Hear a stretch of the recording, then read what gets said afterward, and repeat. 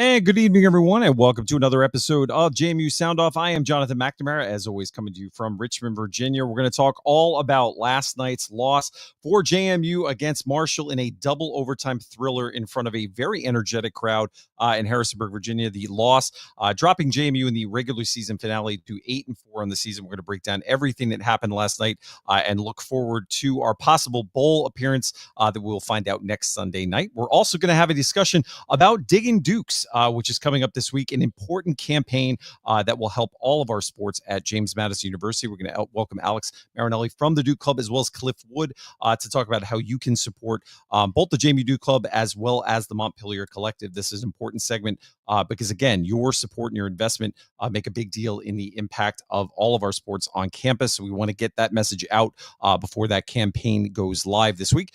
And as always, before we get started with our episode, want to thank our sponsors. First, of the Montpelier Collective. It was great to see that some people are already starting to get their F-Lot Champions Drive bourbon. We've seen the gift boxes kind of fly off the shelves. Still have some left. So if you're looking for a gift for the Duke in your life, you can get that at championsdr.com.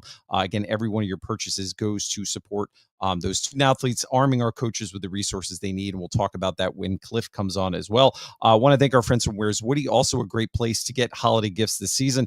Talent Core, Shoker Enterprises, and then yourpurplenation.com. My family hit the Your Purple Nation store this week for some stocking stuffers and gifts. So good to see Carol Benassi inside Bridgeford Stadium yesterday. Yourpurplenation.com. And with that, we're going to bring on the members of our Sound Off team because we have a lot to talk about tonight. Steve Brown, Taylor Atkins, and Michael Evangelista. Michael, I'm going to come to you. I hit the wrong button. Sorry, producing today as well. You watched the TV game. You were not able to make it to Bridgeforth. Your fast thoughts from what you saw on the ESPN broadcast in terms of what happened yesterday against Marshall. On the broadcast, Bridgeforth looked fantastic, albeit a very cold night. I thought the fans showed up really well. It looked great on the screen. Sound was awesome. I am now 0 for 3 watching games from the state of Florida, so I might have to change that next year. I'll take the blame on that. But it did feel a lot like Groundhog Day for the Dukes. So more to come later on the show. All right, Steve, you were in the stands. I got a chance to see you before the game. Obviously, you hanging out with VJ and the crew inside the club lounge. Your thoughts on the game yesterday? Too damn old to sit in 23-degree weather, but it was I like the atmosphere. It reminded me a lot of Weber State with the cold. In terms of that, I thought the fans were great. 23,000-ish, like 23.5, something like that deal. We're going to have to learn, and for the bowl game, I'm hoping we are, of just crushing the will of the other side. And I'm sure that's what we're going to work on. But when you've got somebody on the mat 17-0, and we talked about it last week, you got to really crush them and just crush the life out of them. And that's what we're going to, that's what's bit us 3 times in a row. We got, I'll say we got a little lucky at ODU. I think we crushed their will enough in the fourth quarter, but they also dropped some stuff. But at the end of the day, and then, we did the same thing, last night with Marshall. I mean, we had those guys done and let them come back. So crushing the will of the opponent, I think, is going to be a big theme next week or so. And Taylor, watched the game with you in Section 109. First of all, shout out to your sons, super troopers in the cold weather, as well as Mandy, who was just awesome at the tailgate, and a great always to see her in the stands. Your fast thoughts from yesterday. Well, I'm going to give a quick shout out to John Butler for John and I. He manned the tailgate for us, manned the grill, brought the TV, and just really appreciate all he did for us all season at the tailgate. The sliders in the game, by the way. The sliders were amazing. My quick thought is I just thought it was so cool at kickoff, minus a tiny portion of the stadium right next to Plecker and a tiny little portion of the corner of the end zone. That stadium was full. It was rocking, and I couldn't help. It was the only other nighttime kickoff was Coastal Carolina. And I mentioned on X today that I think it just shows a lot of where our fan base has come to a Thursday night, weeknight game and a late night holiday, cold temperatures, no students. The place was packed. So JMU Nation, my hats off to you guys. Incredible showing from the fans, not only last night, but just all season. Well, you took my fast thoughts, so I'm just going to double up on that. There was a challenge this week from our athletic department to make sure that we showed leadership at JMU what kind of impact they could have if they came into the stadium and sending off the seniors. You answered that call, and I hope that sends a powerful message for the planning that is underway for what comes next for Bridgeport Stadium and everything else with athletics. So really great showing, great tailgate yesterday. And that is an indication, again, as you said, how far this fan base has come. So, guys, we will let you go. We'll come back to you in a few minutes for our roundtable discussion as you break down the game. But with that, we are going to bring on Mickey Matthews to get his thoughts. He was inside Bridgeport Stadium yesterday. Coach Matthews, obviously a game, we were talking in the pre-show, kind of felt a little bit like App State the week before, where the Dukes get off to a fast start and then go into halftime thinking this could be a rout, and things definitely change when you hit the second half. Kind of your fast thoughts on what you saw yesterday. Well, it was the first time I'd ever been to a Marshall game that I was not pulling for Marshall. And, of course, Kay and I were there in Huntington for a long time. So during the day, I was hearing from a lot of ex-players and our friends there in Huntington about what color I was going to be wearing at the game. Of course, I informed all of them I'd be wearing solid purple. And so we started the day with that way. And then I was amazed actually how well it was a total butt kicking the first. It was, our snap count wasn't hut. Our snap count was on your mark, get set, go. We absolutely were running over them in the first quarter, and they couldn't make an inch. For most of the game, they didn't move the ball very well, but especially early, I was totally taken back that we didn't go ahead and crush them, but we did not. And you got to give their coaches and their kids credit for coming back and hanging in there and pulling off a win. I was totally taken back by what happened during the game, but I'm sure everyone's wearing purple was. It wasn't a game. It wasn't a game. It wasn't a game. All of a sudden, it was a game, and certainly the pick six was a huge play in the game. That's like we were talking earlier that I know what the stats are when you get a punt blocked, how much you're going to win. But I don't know what the stats are when you get a pick six. I'm sure it's terrible. When you guys it's over 80%, over 83% when you give up and you lose the game. It's almost impossible. Ask Ohio State.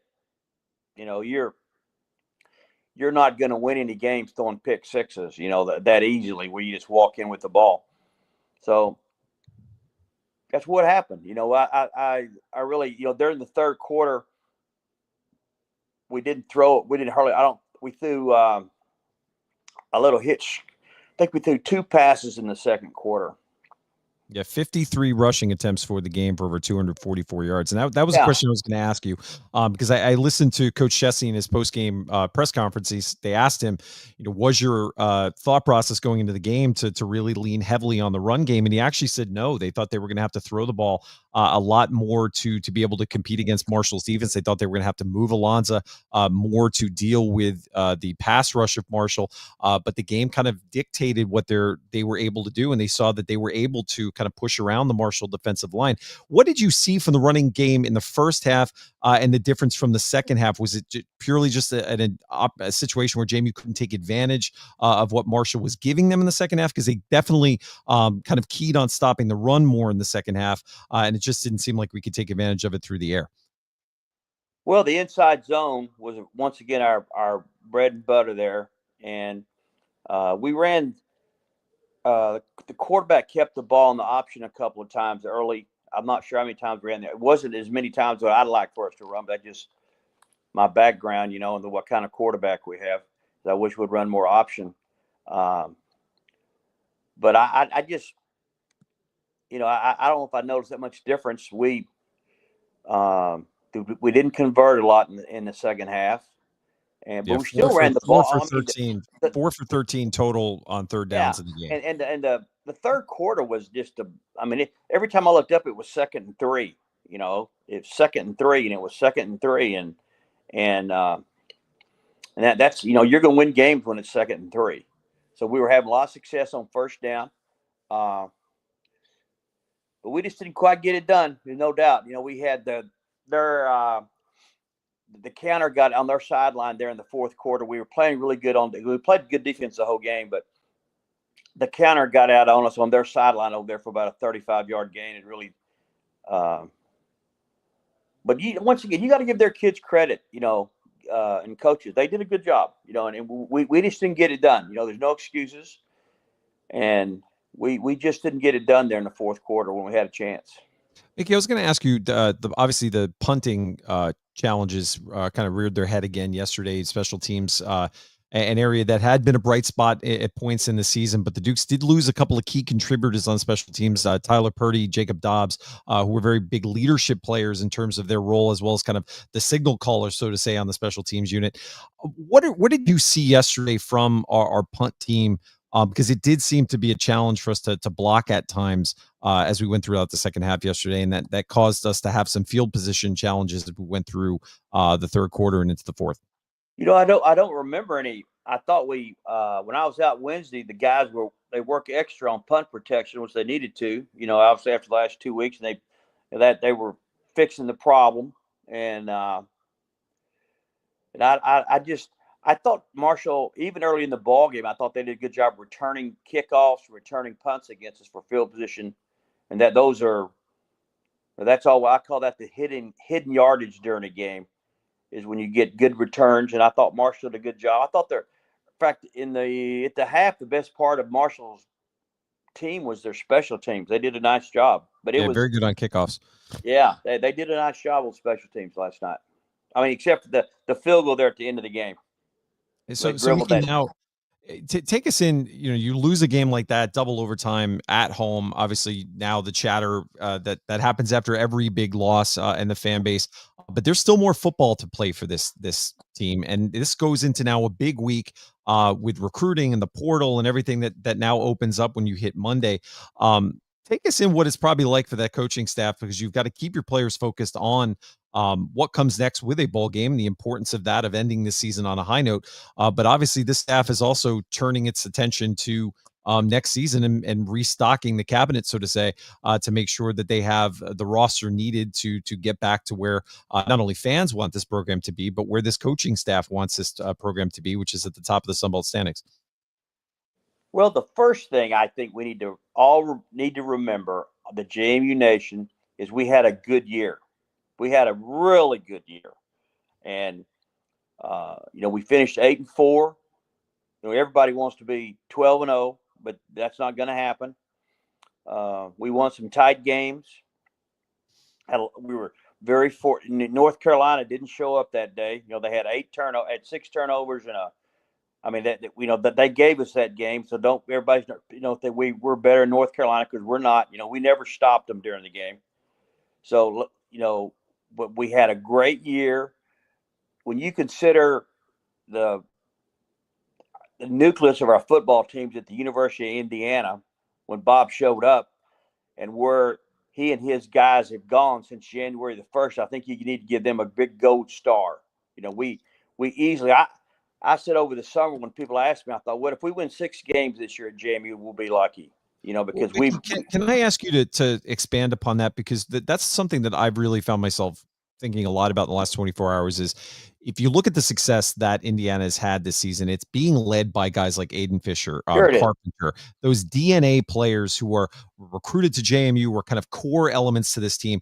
Just how impossible it is to replace that overnight in the way that Bob would have had to have done. He did a good job bringing in a Jacob Dobbs and a Purdy, who were kind of DNA players at his last stop at Holy Cross, but then we lose those to injuries, and you just kind of started to see that there was a difference in this team when they went out. Just how hard is that to replace overnight, or can you even try? Well, let me say this. I can assure you, you're not going to replace them. You're going to have guys in their place out there, but the kind of football players, though, when you have guys, I noticed the Pons kid was playing corner. Yep. He played terrific against Ohio State corner against them.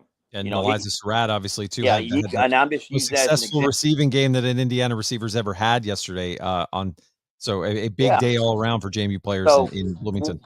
We had a great year. We had a really good year. Was it disappointing last night? Absolutely. But everyone needs to hold their horses on everything. You know, the other thing you think about this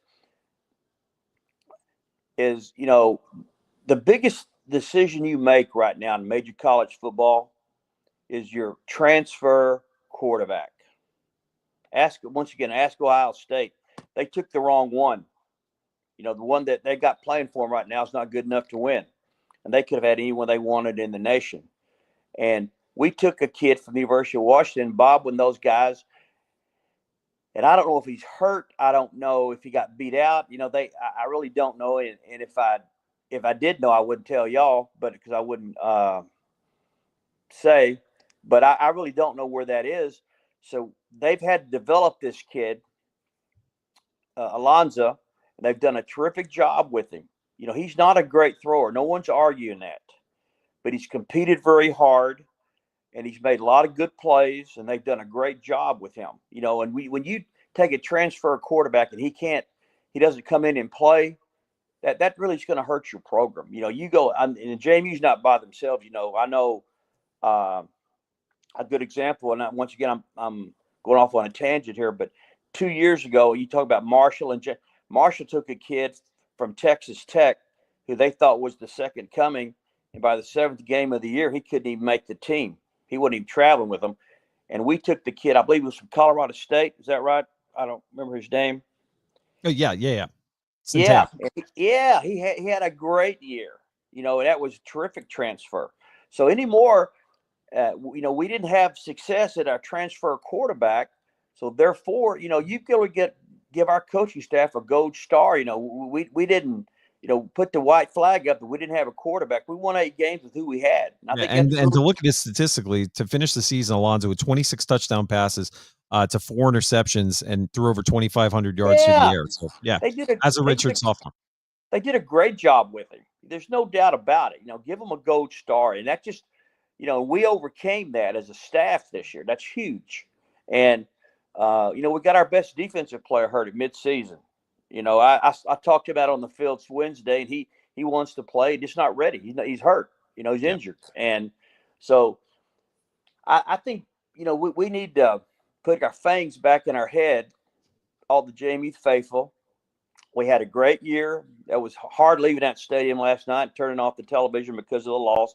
But we did a lot of good things. We're going to finish this thing up with a good bowl game, good bowl trip.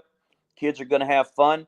Believe me, the guys have been working already on the recruiting class and transfers, and that's where it is right now. And I'm not sure we're going to lose some. That's just where it is. You know, everyone that doesn't need to get upset when someone enters the transfer portal. That's the world we live in right now.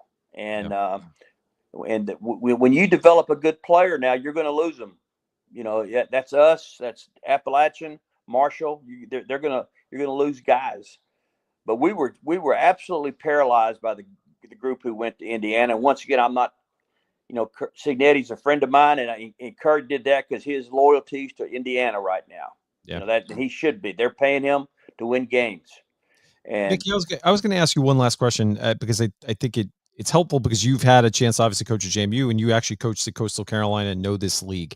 Mm-hmm. Speak to how fine the line is between success and failure in this conference, because I look at a program like App State, which I think every JMU fan would say is a program we should emulate.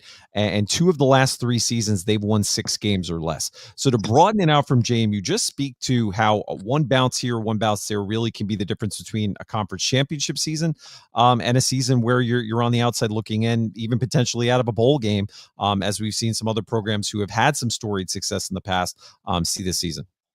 Well, I said this when I looked at the schedule. I certainly had not, I didn't look at the schedule who was playing. But at midseason, I looked at everyone was, you know, the App, JMU, Coastal, Old Dominion. Who am I leaving out? Everyone was playing each other here at the end of the year. Yeah. And there's not a dime's worth of difference. If we played Marshall 10 times, they'd win 5, would win 5. If you played Old Dominion, they'd win 5. And you say that about every team. There's just not a dime's worth of difference. Everyone's having the same problem, having their good players transfer.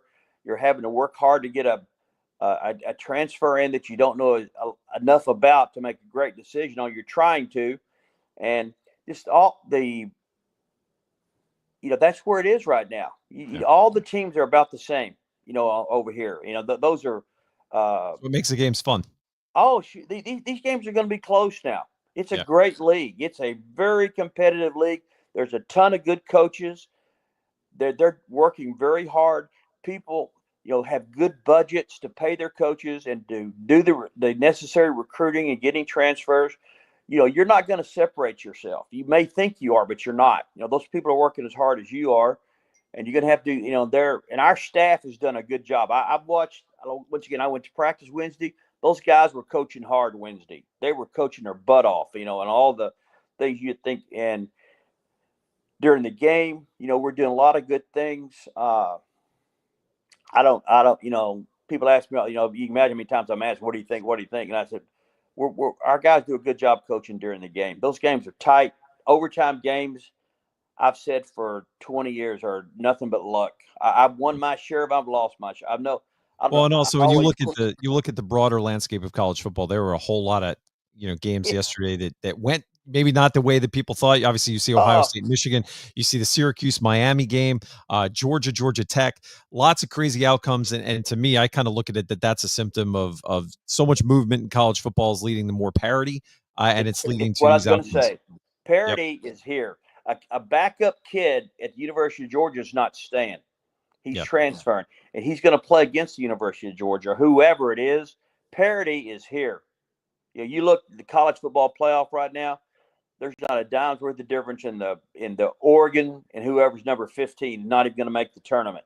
Somebody gets, it's just parity is here. And it's the transfer portal has changed college football, and it's not going to change. And you just got to make sure. And our staff's work. I got total confidence in our Bob and his guys. They're when you're around there, they're talking football. They're talking transfers, and they started asking me some questions. They're good. We don't need to worry about our guys. But just because of a double overtime loss, everybody doesn't need to want to hang the coaches. I'm sure they're working hard.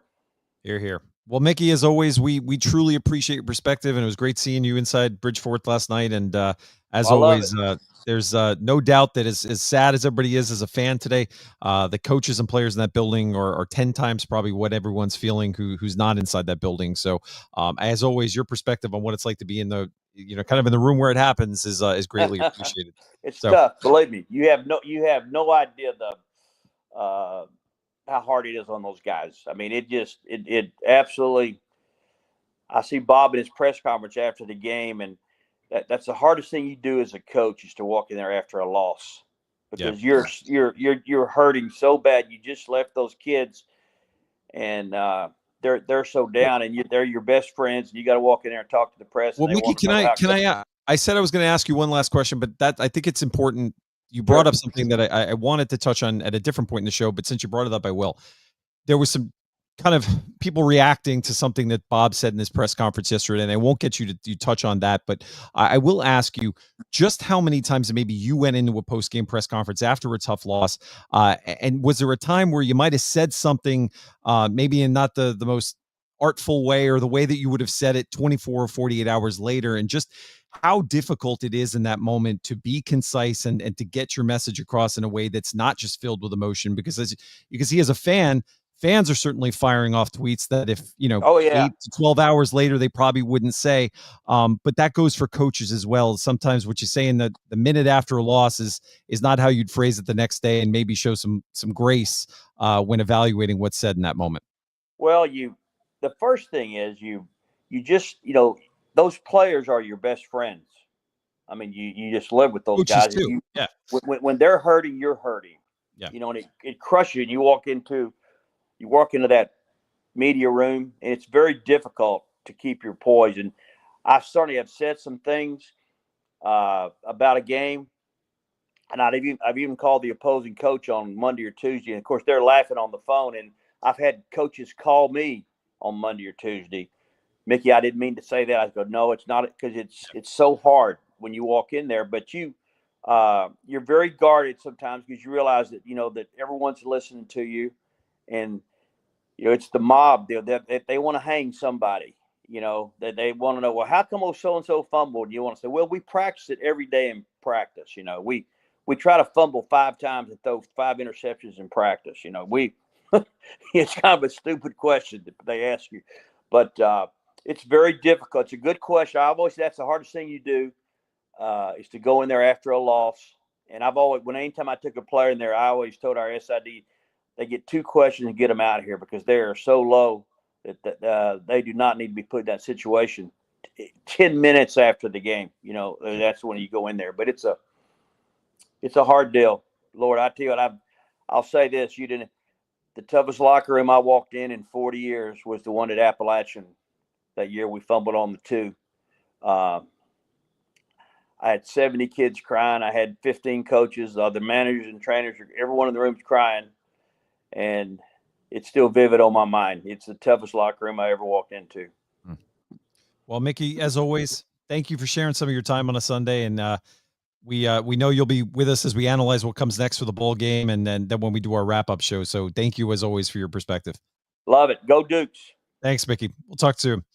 And with that, we're going to turn our attention really quickly before we bring the guys back to break down the game to the upcoming Digging Dukes segment. We understand just how vital this is to the success of JMU athletics. And with that, we wanted to go to an expert, somebody who could speak directly to you, the fans, and give you the perspective on what you need to know in advance in that event. And that is Alex Marinelli. Alex, I know it's Sunday night. You probably have your favorite HBO show or something else that's on your agenda, maybe some Sunday Night Football. So we'll be concise. But first of all, for fans who may not know what Diggin Dukes is, give us a little insight into what this program is, and actually start off by introducing yourself and your role with the Duke Club.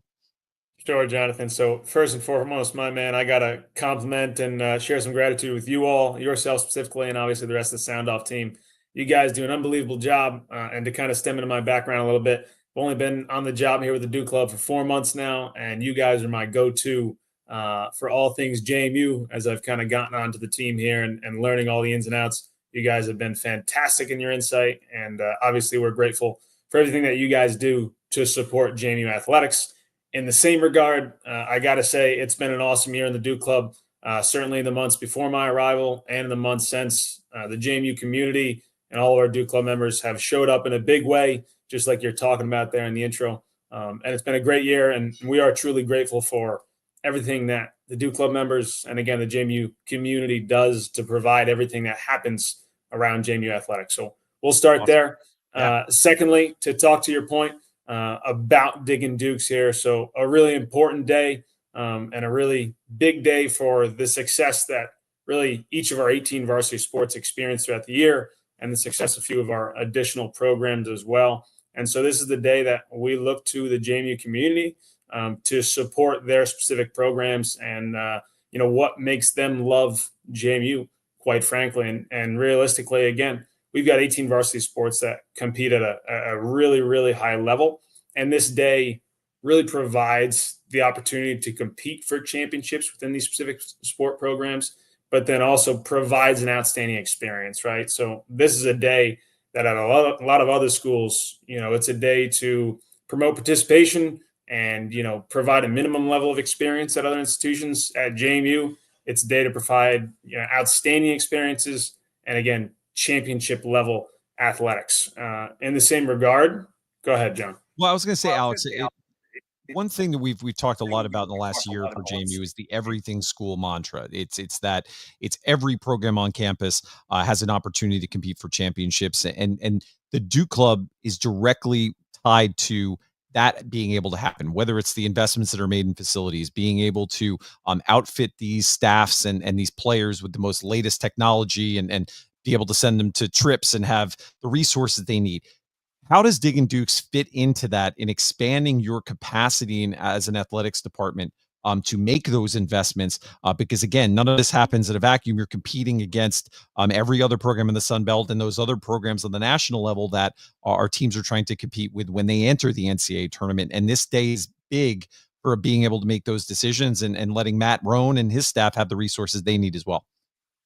For sure. And that's, again, what JMU is after, right? We're not here to provide a minimum experience or program competing at a low standard level. We're here to try to promote winning championships and provide outstanding student athletes, with outstanding experiences. And again, that's what this day does. It allows JMU athletics to provide just a little bit more than the competition. And it provides a better opportunity to win a championship and provides these unique experiences to the great student athletes of JMU, via donor support. And again, a lot of support throughout the year, and folks have the opportunity to support these same programs and initiatives throughout the entire year. This is the day we drive forward the focus on it and make sure folks are aware of the impact that they can have on these programs. All right. So, Alex, take us to the day. So give us all the details and what fans need to know, and then specifically, how can they actually get involved with the campaign? Absolutely. So diggindukes.com is going to be the focal point on Tuesday, December 3rd. That's Diggin Dukes.com. So what we look for on this day is, again, participation from the JMU community. Doesn't matter whether you want to give $5 or $5,000 or $5 million. We are looking for folks to get involved. And once they are involved, to share it with their former teammates, their friends and folks that are alumni of JMU, or again, just the JMU community as a whole. Again, it's a day of participation. And with that in mind, we're looking to surpass a donor goal of 2,000 folks on that day. And again, this supports 18 varsity sport programs, in addition to our Dukes Lead program, our cheer program, and the Proud and True Fund. And I know you'll speak with Cliff Wood later today, but we're thrilled to have the Montpelier Collective as a part of this day and driving support for them as well. But again, it's all about participation on this day. We want to get folks involved. We want to drive the support for each of these programs. And again, continue to drive the support to compete to win championships and provide an outstanding experience at JMU. Alex, my last question for you, because I know you're a team. I close to Scooter. He does an amazing job leading you all. Give a little shout out to the broader Duke Club team and the work that they do each and every day outside of just Diggin Dukes. For sure. So I'll start with Dylan Thomas and Ashley Doyle, two of our longest tenured staff members at the Duke Club, obviously behind Scooter Rankin. Of course, they both do an outstanding job. Dylan on our gift officing side, Ashley on our events and stewardship side. And then two of our newer team members as well, Sean Gordon and Mia Garrett, both outstanding new additions to the team, both arriving similar timeline to myself. But again, what I'll say, Jonathan, is we're folks who care a lot about JMU. We care a lot about the community that surrounds JMU. And again, on this day, we're going to be grateful for the support that comes the Duke's way, but we're always grateful for everything that the JMU community does to support this great institution. Well, JMUDukeClub.com. They're on all the social media channels, diggindukes.com. What's the day one more time for this campaign? For sure, Jonathan. Tuesday, December 3rd, right at midnight, it kicks off, and it will end at 11:59 p.m. that night. And again, 2,000 donors. We've got lots of donor challenges that are up there. We've had some great folks that have been able to show some advanced support. And so I'll encourage folks to take a look at some of those challenges that surround your favorite programs. Get involved, again, participate in the day, and help JMU continue to win championships and provide an outstanding experience. Awesome. Well, Alex, we appreciate it, man. And we'll be rooting you on Tuesday, and we'll be amplifying all your messages as well. And to everybody who supports this campaign, thank you in advance. Whether it's a big gift or a small gift, everything matters, and it's going to make a big difference. And again, arming all of our programs on campus with the resources they need to compete for championships and to keep that everything school slogan going into the future. So thanks, Alex, and enjoy the rest of your Sunday night. Thanks, John. Appreciate you, man. All right. And with that, we're going to bring on Cliff Wood, and we're going to bring Steve Brown in the conversation because Steve is also one of our Montpelier Collective board members. So, Cliff, first of all, everybody knows who you are with the collective. Diggin Dukes on Tuesday, December 3rd is really important for what we're trying to do at the collective. There's been a lot of chatter over the last 24 hours, over the last few weeks about what is the importance of the collective. Some people seem to think it's the most important thing. Some people have a different opinion on it. And the truth is here for us to really articulate tonight. Why is Tuesday so important? And why is this window of time, the next week to 10 days as the portal opens, so critical for the future success of JMU football and then our other programs on campus? No, thanks, John, for having me on. And that was a lot of questions in one question. So I'll try to unpack them all. You have an hour and 20 minutes, so go. That's right. So first, just, I want to thank you guys for having me on. And also thank JMU Athletics.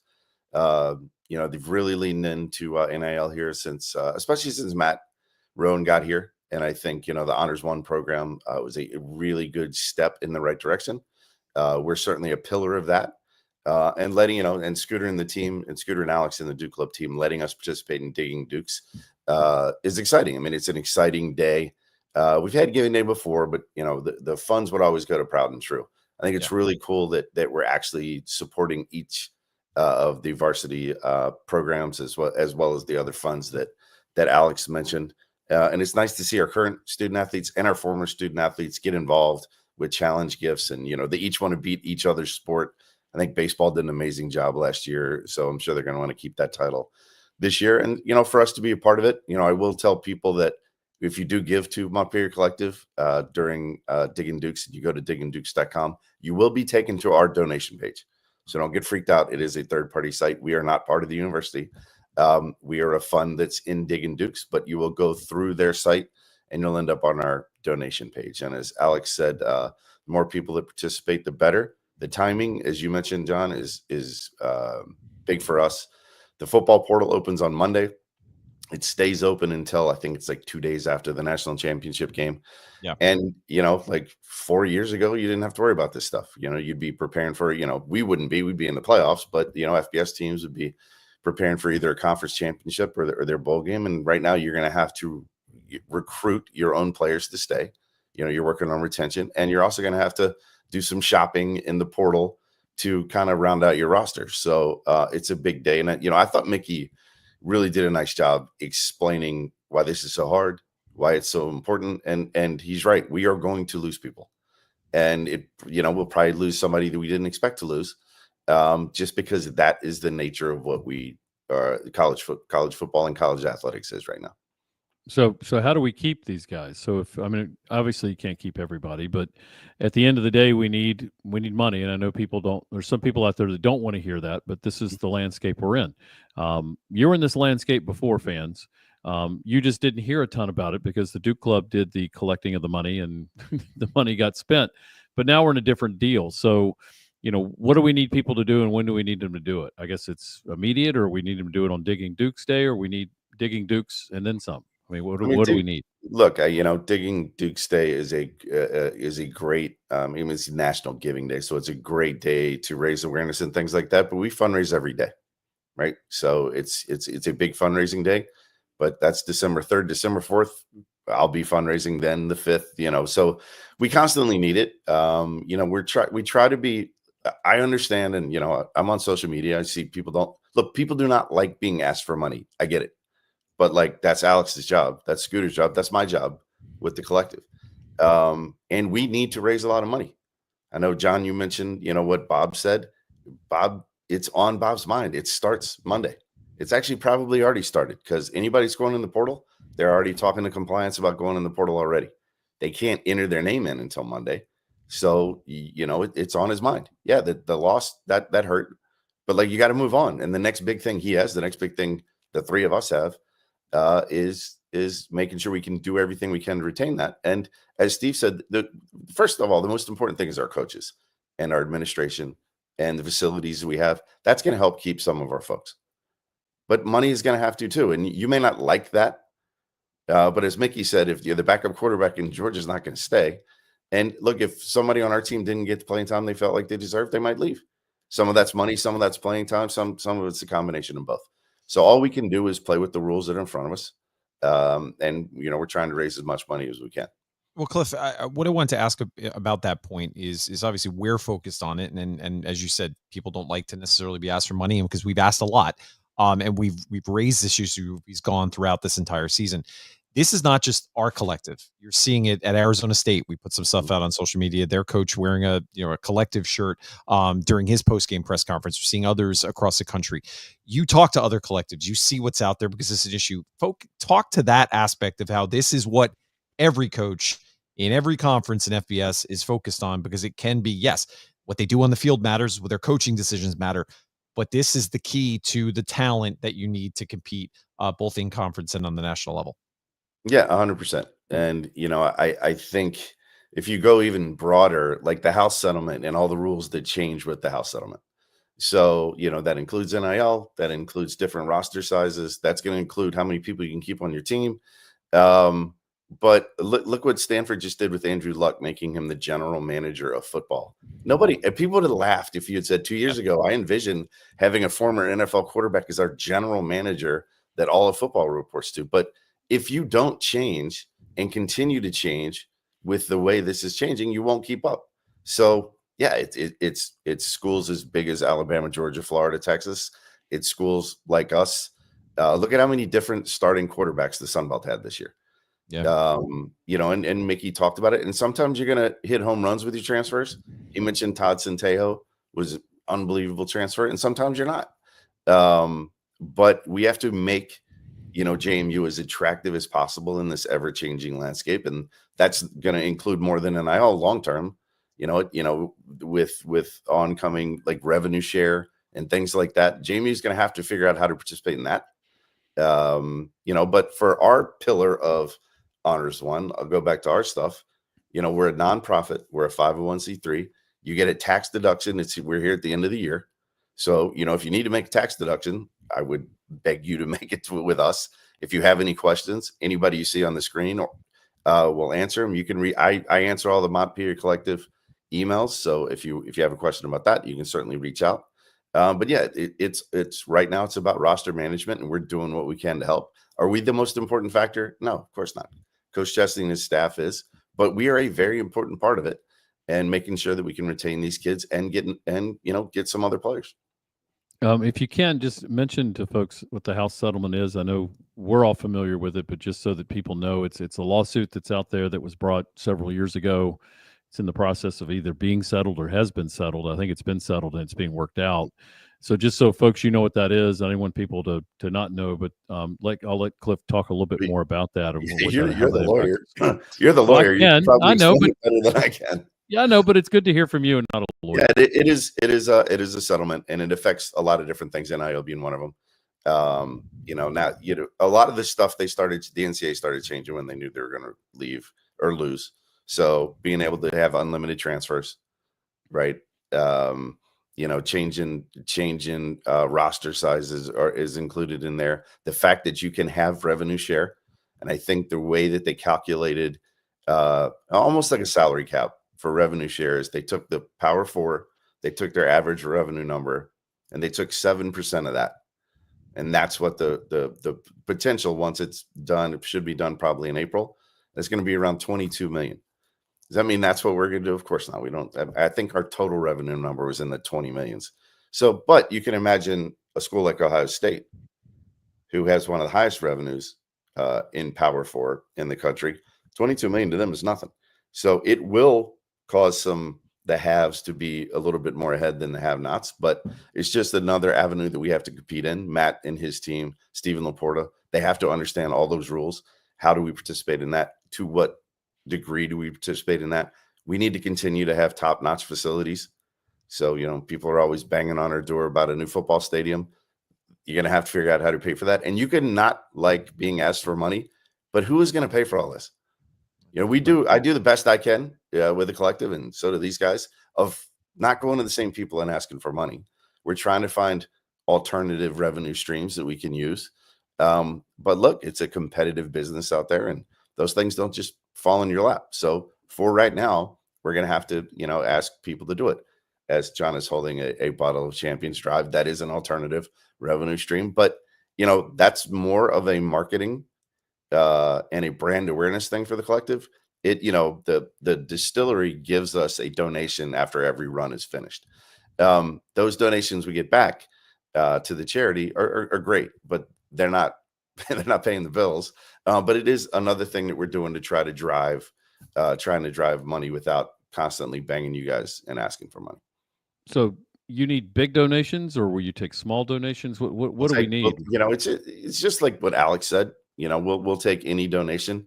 But I think people need to understand. I think we have a board of 8, and I work full time on it. So we kind of have a staff of 1, and I'm losing my practicum student here in a week or so. So Bella Hensler, shout out to her. She plays softball for us. She's done a fantastic job. So from a fundraising standpoint, I'm the one that reaches out.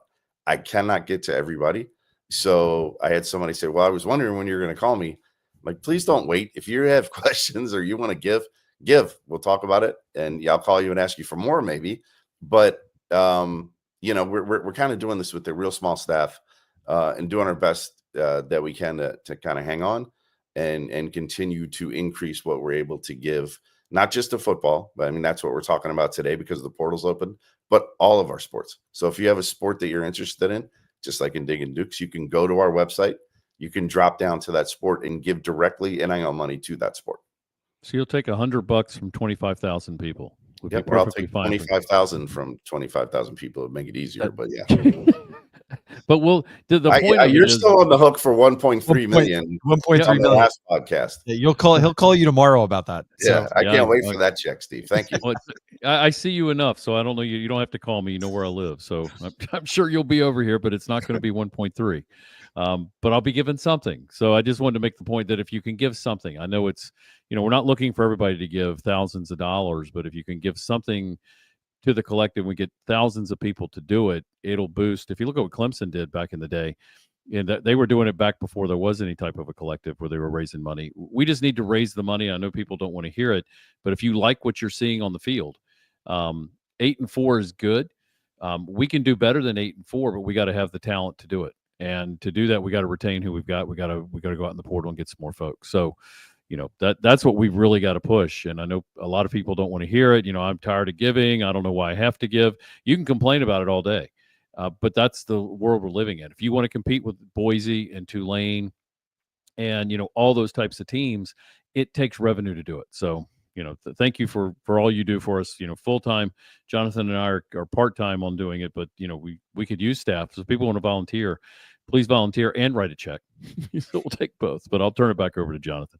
Awesome. Well, Cliff, for the bourbon, championsdr.com, montpeliercollective.com, diggindukes.com, all the .coms. We'll put it on our social channels. But again, thank you to all the board of visitors of the collective, the board of visitors. I don't even know what we are anymore. The board, it's been a long directors, the board of directors, but also the volunteers, the athletes who have been spokespeople helping out with our charity partners this semester. It's been really nice to see the awareness grow. But again, if you hear from us a lot over the next 2 weeks, there's a reason for it. And it's because we're trying to make an impact. And that's what this is all about and that success on the football field, but also on the basketball court and what's going to happen in the spring sports as well. As we're trying to touch every corner of the JMU athletics landscape. And that starts and ends with you, the donor. So Cliff, as always, thank you. Any last thoughts?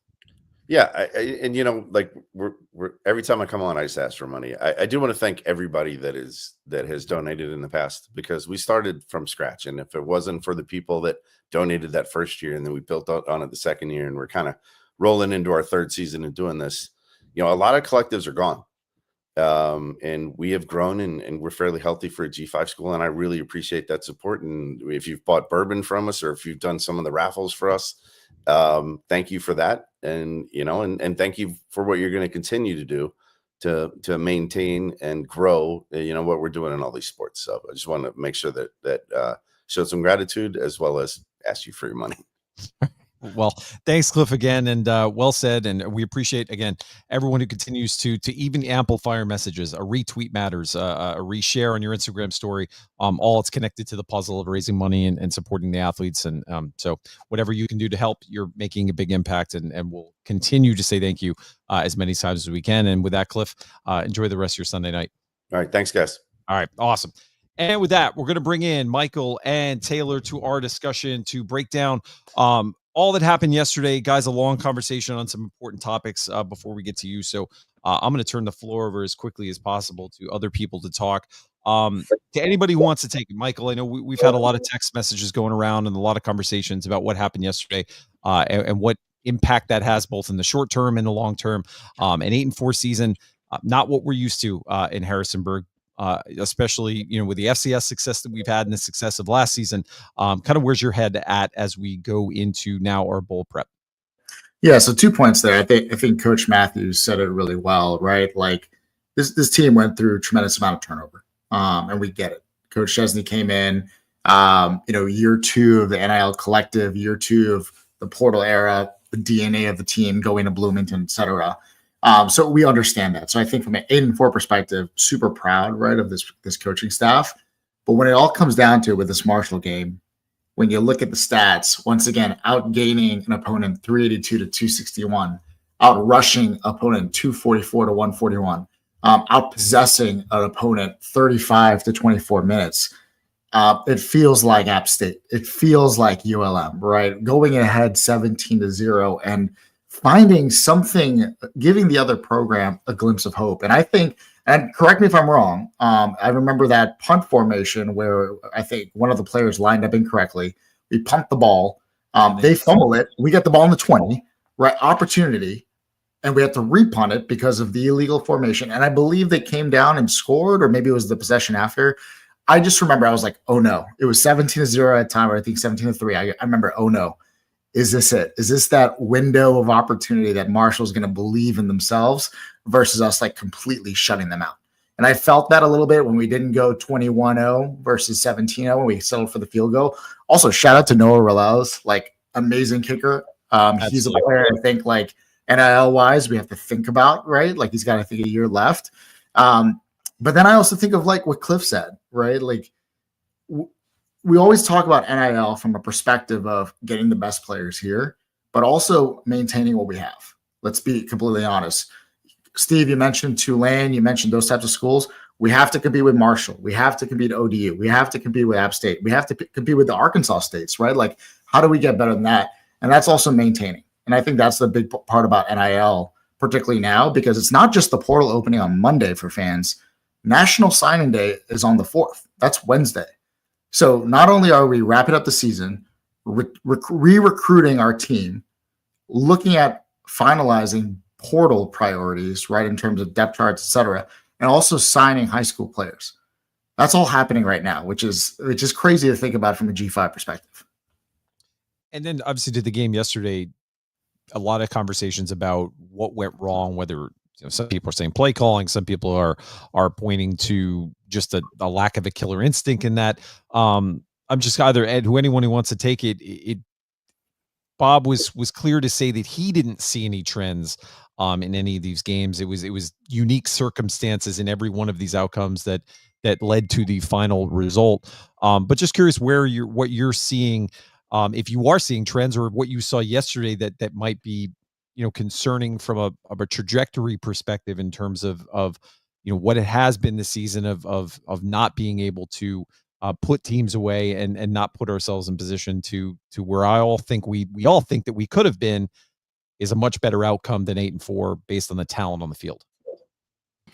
I think the trend that I see is, you had 10-0, 14-0, and 17-0, where you had 3 games where you were up by double digits, shutting out the other team, and they came back and won, But one thing I think that I've seen in the last 24 hours between some of the comments from the fan bases is make things so binary when 2 things can be true at the same time. I think we had the talent to win 11 of our 12 games on the schedule. I just do. There were 11 games that we either won or were up big and in a position to dominate and continue winning. And so I don't think it's wrong to say that it's disappointing, frustrating, and no one's happy with how kind of the season ended, especially with the last 2 games, but the other losses that we had at the same time. And this isn't me trying to put spin on anything. I was just looking it up while some of our other guests were on. By most rating metrics, Sagarin, Massey, we're still in the top 10 of G5 programs. On those rankings that, again, they're subjective and it's somebody's algorithm, but we're still in the top 10. And I'm looking at Troy, who is a 2-time Sun Belt defending champion, lost their coach, lost a lot of their players, and their rebound season or reloading season is they're 4-8. None of their wins are very impressive. They were 23-4 prior to going 4-8. We were 19-5 prior to this 8-4 season. So this is not me asking fans to be like, hey, you should be happy about how the season ended. You should be happy about how those games turned out. But there is an aspect to be really excited about the future still, that we've even in a reloading season, we were able to come out here with all the things that Michael, Steve, and you have brought up about having to bring in new players and coaching, and he hasn't even had a full year yet, and we ended 8-4, and we still have a bowl game to put an exclamation mark on this season to lead into next season. So I'll turn it over to y'all because I don't want to dominate the time, but I think we need to stop so binary on either all bad or all good. You know, well, I mean, the same theme of being binary, right? Like I know I'm just going to run right through it. I think there's a lot of questions right now on like, is it coaching? Is it the players? Is it the quality of players, the depth? It's okay to say if it's both, right? Because I'm a believer in, we always say the standard is the standard.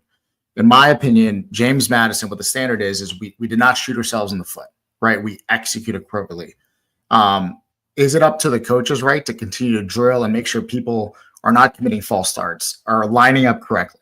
Or is the standard on the players to just do their job, whether it's blocking or I think Coach Chesney mentioned there was a call on that 2-point conversion that didn't make it all the way to the offensive line. So where does that go, right? So I think it's a mix of both. And let's just call it what it is. What did Coach Matthew say? It's not the X's and the O's, it's the Jimmies and the Joes. If you have really good players on your team, you can make a lot of mistakes go away. But at the end of the day, if we want to continue excelling, yes, the coaching staff, I think they have to hold themselves accountable, right? I think they know it. That locker room knows it. I'm sure there are plays out there they wish they had back. But at the same time, as players lining up correctly, catching the right ball, not overthrowing wide open receivers down the field, right? It all comes together at the end of the day. And the fact that we were this close, I hate it because it's the what ifs, this should have happened. I mean, I get it, but it's year one.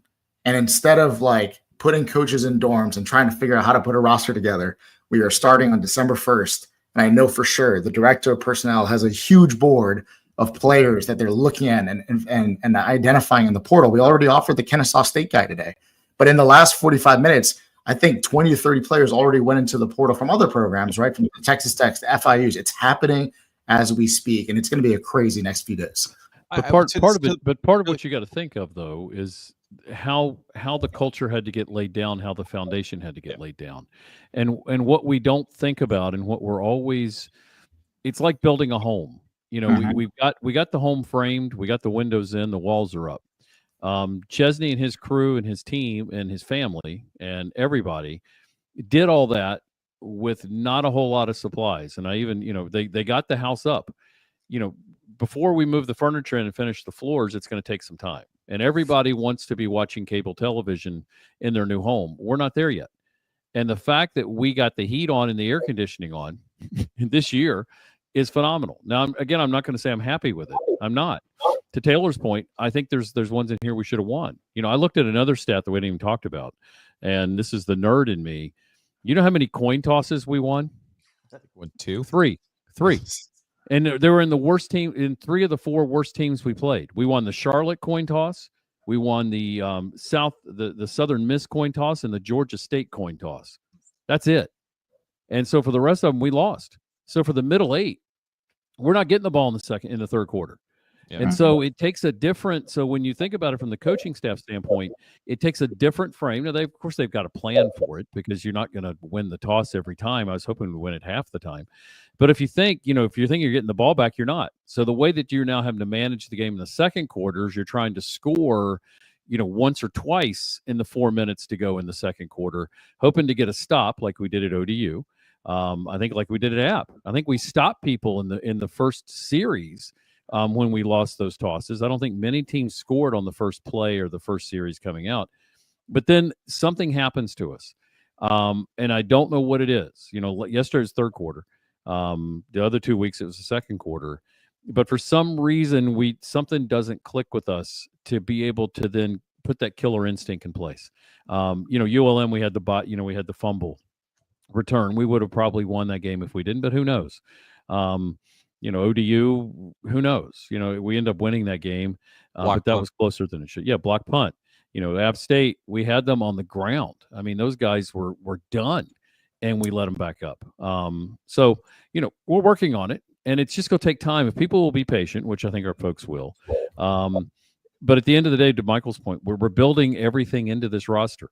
I tweeted about it today, and if you play poker out there, we started the World Series of Poker with half the chips that everybody else got. And we still got to the final table. Now, if you don't play poker, it's not going to mean anything to you. But if you go through a tournament of 5,000 people and you get to the final table with half the chips everybody else had, it means you actually played some good poker. Did we get knocked out? In that tournament at the final table? Yeah, we did. But we got to the final table. So what I look at this is we're setting the table for next year. We're setting the table for going forward. The culture is strong. People want to play here. And what he's building is a place where you don't want to transfer. And that's the key. The key is if we can flip that script and if we can get people staying here because they believe in what we're doing and we can get people to come in and they don't leave, that's key. And that's part of what Bob and his staff is doing. Now, is it going to take time? Sure. Are you going to be willing to wait and take time? Sure. I hope we are. I am. I love the fact we're 8-4. Wish we were 11-1. But you can wish in one hand and, it doesn't give you a whole lot. But at the end of the day, I think we're going to end up being 9-4. We're going to go to a bowl game. You give this staff 10 days to prepare. I think we're going to roll, and I'm looking forward to it, and I think it's going to be great. So let me. I want to say one thing that this season told me that I really believed in the previous 2 FBS seasons, but this season was the first that it really showed it's just how impactful of a change it is when we talk about the standard as a standard.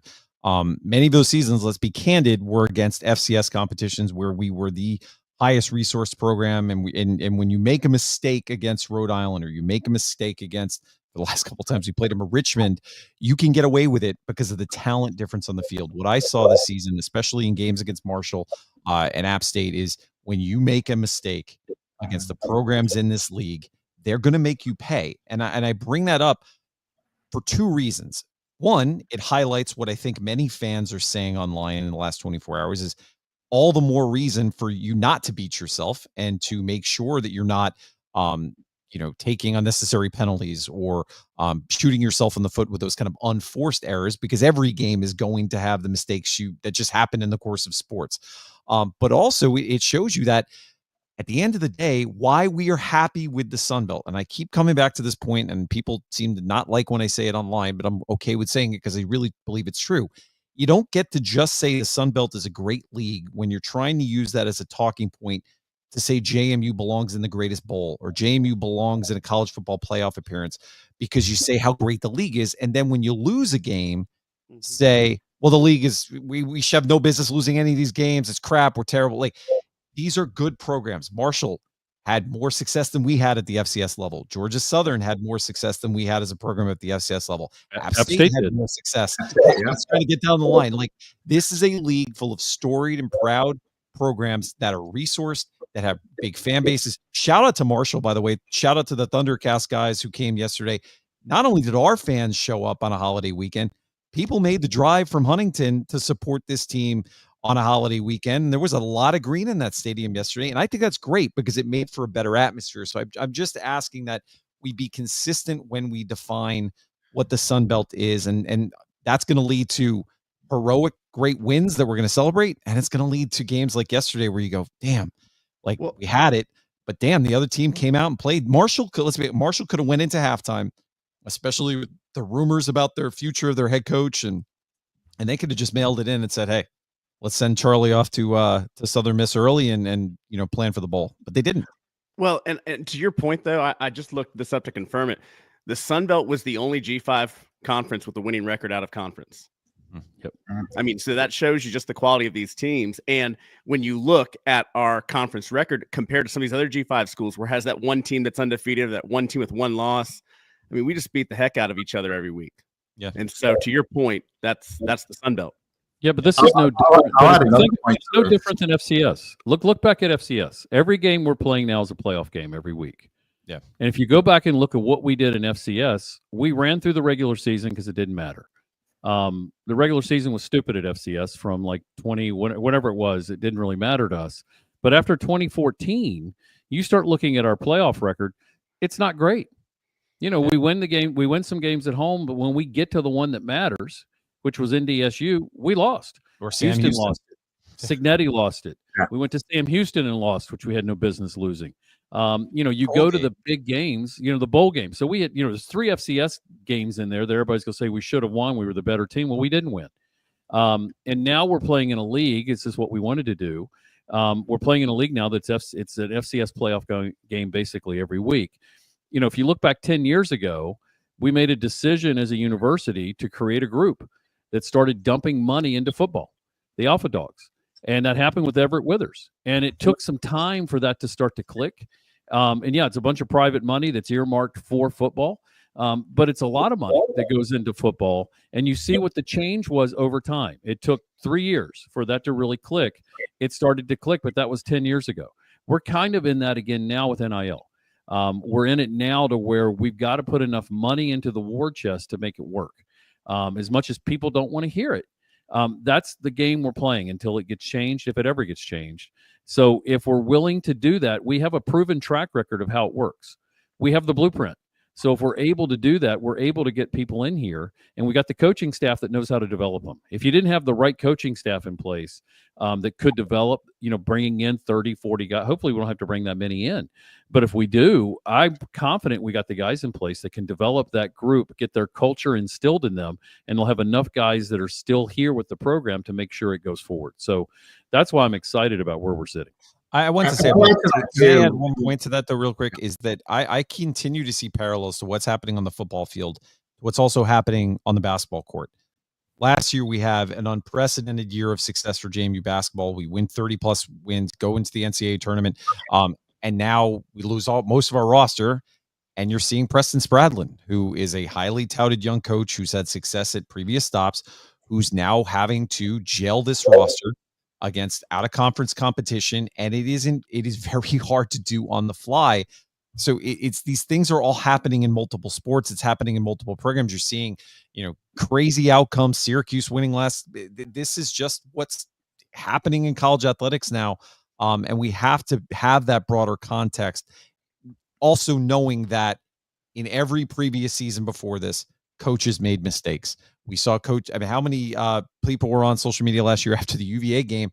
That could have been a pick 2, I guess, on the 2-point conversion at UVA. The last play of the game for UVA, the receiver got behind Chauncey Logan, was about 20 yards down the field. He catches that pass. Probably Kurt Cignetti's still here. Not to mention the online reaction to when we were at Utah State, the Troy game. I mean, there were a lot of moments last year where games could have gone south because of some questionable coaching. Is that that's just, it's going to happen. No staff is perfect, especially at this level. And fortunately, sometimes in the past, we've been able to overcome that. This year, we had 4 games where we didn't. And hopefully you get more luck as you move into the future. And I have no doubt that this staff is probably as hard on themselves as anybody's going to possibly be. The evaluations, as Mickey said, probably already started happening in the minutes after yesterday's game, because they don't want this taste in their mouth, and they're going to want to get that out as quickly as possible with the bowl game, and then obviously for future planning as they reevaluate everything they're doing. Well, and I want to add some. Go ahead, Mike. Michael, I haven't. I want to put the Marshall game to bed a little bit here before we move on, because I think one of the stats that we haven't brought up, and I don't think I've seen online or not. I mean, maybe the statistic was just brought up, but not the comparison. This is the game after Thanksgiving. This is the first round of the FCS playoffs. I think our average attendance has been 12,000, 13,000, maybe 14. We had 23,000 people there, and we could argue how many were there in the seat, all that stuff. Doesn't matter. We almost doubled, plus 10,000. If our opponents get to say they sell out games, or we saw there were 750 people in it, Right. Exactly. So going back to Cliff's sentiment about gratitude to the fan base, gratitude to JMU Nation, that's amazing, right? I think that substantiates the move to the Sun Belt, but also the maturity and growth of the fan base. But an extra 10,000 fans after a Thanksgiving holiday, I think that's a huge win. Obviously, would I want to go 6-0 at home this year? Yes. Do I want to do 6-0 in terms of sold out home games? Yes.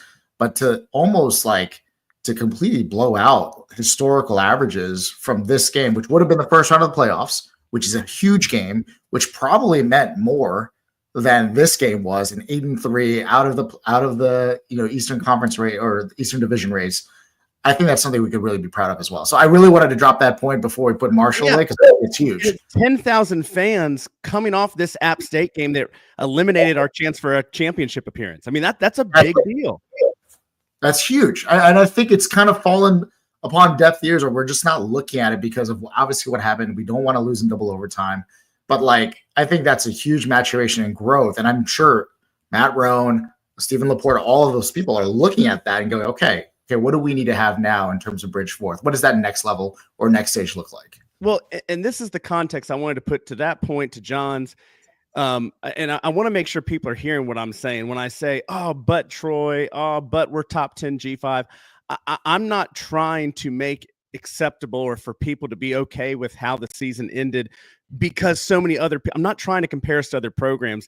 And what was been going through my mind with that, even that thought to begin with, was there's an interview with Michael Jordan from a while back. And at the end of his career, people were saying like, Michael Jordan was kind of getting down on himself about where he was statistically and some things. And people are like, oh man, but you're still so much better than like 80% of the players out there. And for someone like Michael Jordan, who's in my opinion, the GOAT, all he compared himself was to him. And what is the standard for Michael Jordan? So this is what I want to go back to, that it's not binary and two things can be true.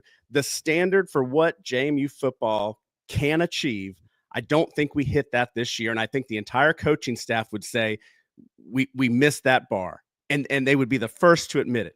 At the same time, that coaching staff, there's not one comment that's been made online that they would probably say, yeah, we saw that. We saw that play. We saw that miscue. We saw that lack of execution. And so there's no one who I think can better position this team next year better than this coaching staff. And I'm saying that in a macro sense. I'm not green lighting or rubber stamping every single decision that's been made by this staff, but I'm saying in a transition year, and not just a transition year for JMU football, but for all of college, the entire college football landscape, going to a playoff format, still trying to navigate this NIL and transfer portal, for where I do see regulation coming at some point in the future. I don't know what it looks like, but we're kind of navigating those waters pretty good right now and continuing to lay that foundation for that's going to propel us to this next era of JMU football.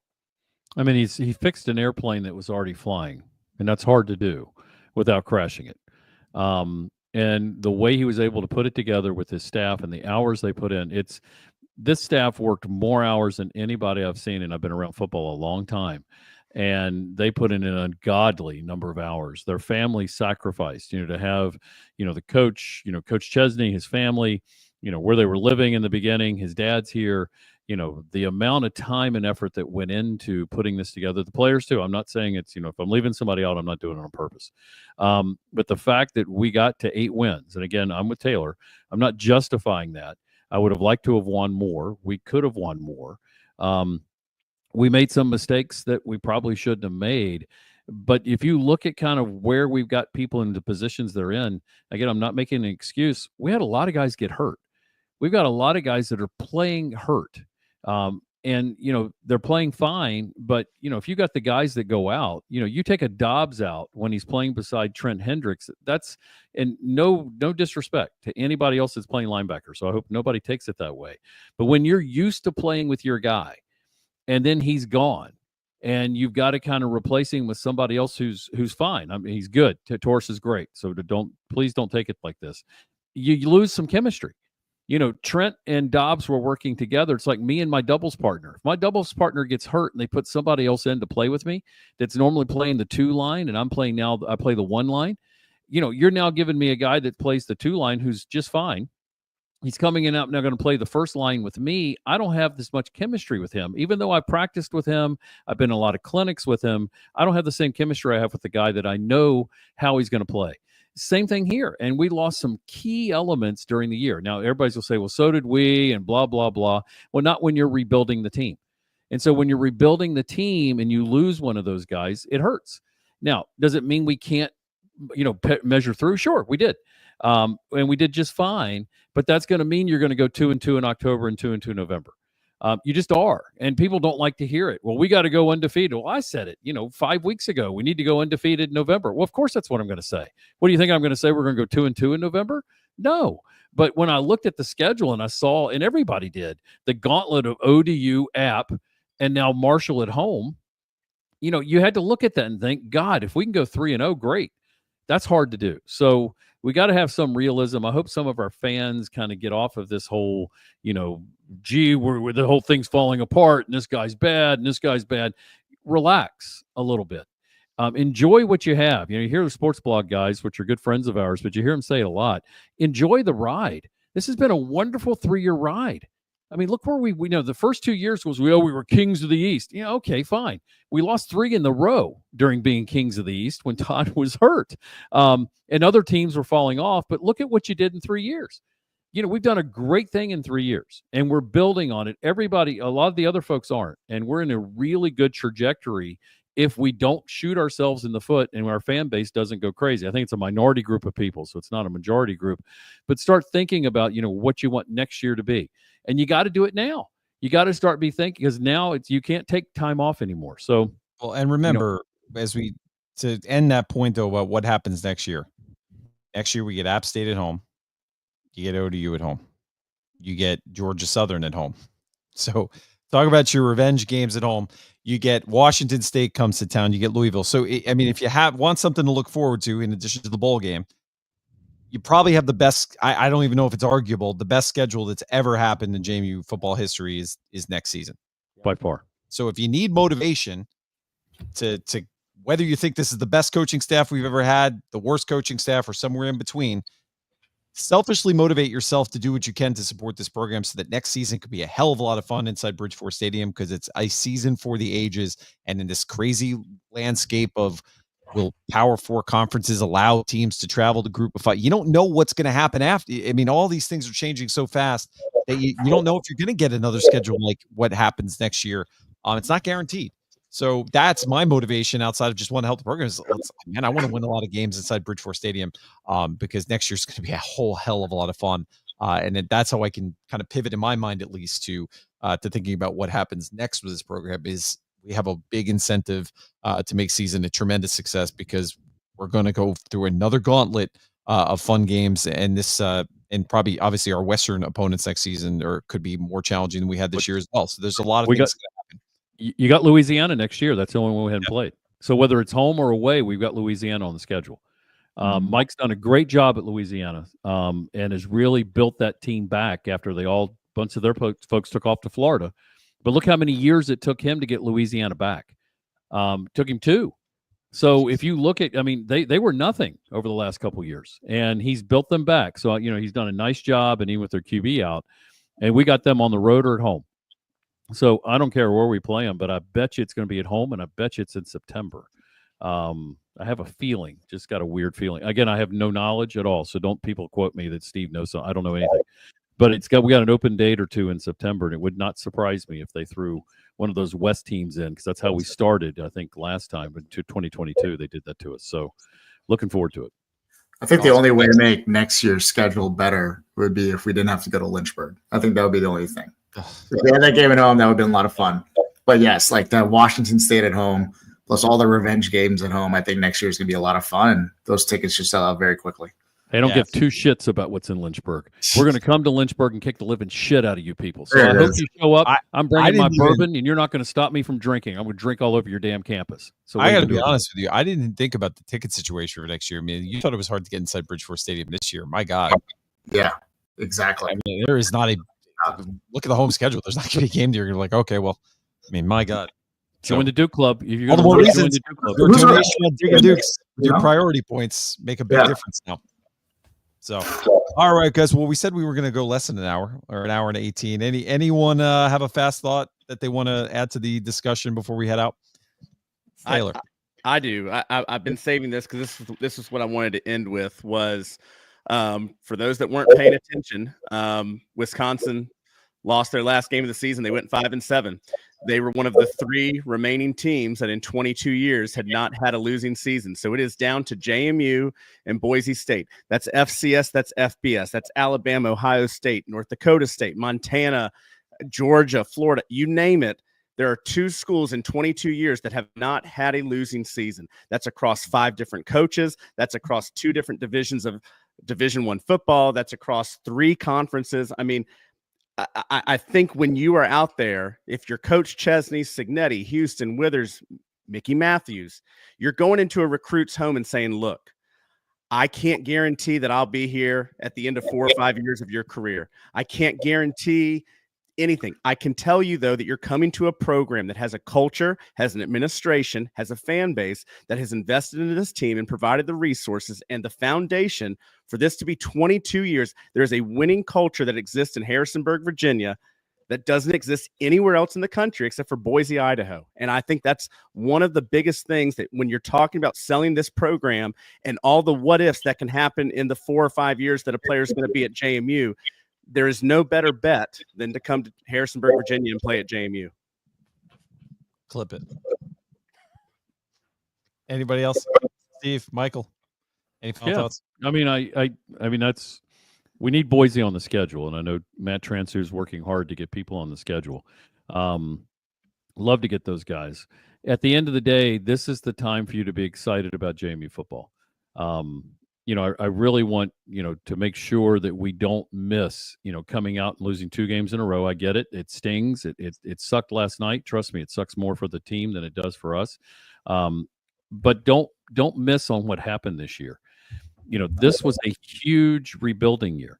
Now, did we call it a rebuild? No. Are we ever going to call it a rebuild? No. You'll never hear a coach call it a rebuild. But it was. And to win 8 games, and the ones we lost were hard, but at the end of the day, to go 8-4, and then have a chance now to go 9-4, it's special. And the recruits that were there last night saw a special game. They saw a special atmosphere. They saw the national TV audience saw something special on an 8 o'clock, Thanksgiving weekend. So we're building, and it's already here, to Taylor's point. But at the end of the day, we're at the next level. You want the other part of the stadium built? We've got to show that we can do it. And so we've got to sell out all the home games next year. We got to travel on the road. And we also need to make sure we retain coaches, we retain players, we retain staff. And so it's going to take all of us with some effort to do that. So I hope that everybody's, looking into it this week. Don't think somebody else is going to do it for you, and give something to retain these folks. So that's all I got to say. Michael. And I'll wrap things up. I think, one of my favorite quotes from Coach Hemphill earlier this year is, you can buy facilities, you can buy a weight room, you can buy a stadium. Nowadays, you can buy players, but you can't buy a fan base. And I think that's the one advantageous piece about James Madison that a lot of folks in the G5 can't say. So what I say that is, we have an amazing fan base, positive or negative. You're going to hear us online. If you're upset about what you saw on the field, certainly donate to the collective. We've said that numerous times. If you're upset about coaching decisions and coaching strategies, there's the Proud and True Fund. There's donating to the Duke Club. Ask Steve or I about what the hell the Alpha Dog program is. Well, how can I get involved? Let's be proactive as a fan base, because I believe what Chesney said, right? We have an opportunity to directly impact the program this offseason, and not try to figure out what last offseason was. A cluster. Let's just call it what it was. It was who's staying, who's going on a plane, who's going on a helicopter, who's leaving, who's going to run. It was crazy. We have an opportunity now to positively impact the fan program as a fan base, whether it's NIL, whether it's Duke Club. Ask and how you can be involved, and that's the best way forward. So I'm glad we can end this way. 8-4 is not what we want. How we got there is kind of tough, but at the end of the day, I think it's onward and upwards for the Dukes. And my final thought is to just say thank you. This has been a long football season for anybody who does what we do, putting shows on every week. We try to have a balanced take, the best we can on what happens each and every week. As we always try to say, we're not perfect. So if you're mad at something we say, as I've mentioned earlier in the year, that's okay. If you like what we say, we like that too. But at the end of the day, we're all trying to share our perspective in the best way that we can to help this program grow into the future. And we're just glad that everyone has joined us on what has been a really tremendous and fun ride. Despite the outcome, had a blast yesterday. And it's sad that I have to wait 8 months or whatever it is until another game inside Bridgeport Stadium. But I know we're going to be back Sunday. We're going to hear about the bowl game. There's a selection show next week. We're going to talk about what comes next with this program. As we look into the future, there's a lot of basketball coming up on both the men's and women's side to kind of feed your appetite for JMU athletics, support those programs as well, because that also is connected integrally to the athletic department success. websites, once again, diggindukes.com. On Tuesday, let's make this a success. Let's help them smash that goal. Championsdr.com. Get your last minute holiday gifts in supporting our Montpelier Collective's efforts. That's a great way you can do it. As always, to our sponsors, The Collective, Where's Woody, Talent Core, Shoker Enterprises, and EuroPurpleNation.com. Thank you for joining us this season on this ride. It's been fun. And with that, we'll let everybody get back to their Sunday nights. Go Dukes, and we'll talk to you soon.